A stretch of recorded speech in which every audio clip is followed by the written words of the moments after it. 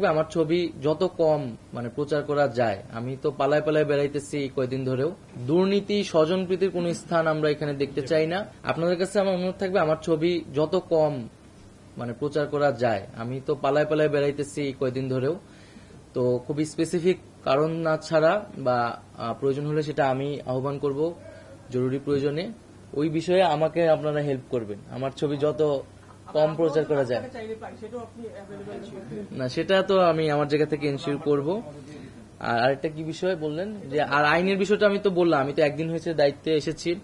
সমালোচনাগুলা address করা হবে এবং সাংবাদিকদের সাথে বসে আমি মূলত তাদের পক্ষ থেকে, তাদের কাছ থেকে শুনতে চাচ্ছি তারা কি ধরনের চ্যালেঞ্জ ফেস করে।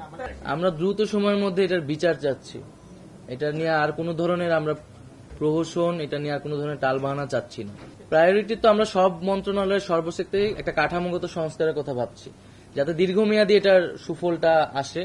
এবং যেই পয়েন্টগুলো আমরা বললাম যে আসলে আইনের পরিবর্তন, তারপরে বেতনের বিষয়টা নিয়ে আলোচনা করা এবং এই প্রতিষ্ঠানগুলা, এই অধীনে যে প্রতিষ্ঠানগুলো রয়েছে সেগুলোর একটা আধুনিকায়ন করা এবং সার্বিক কাঠামো সংস্কার করা।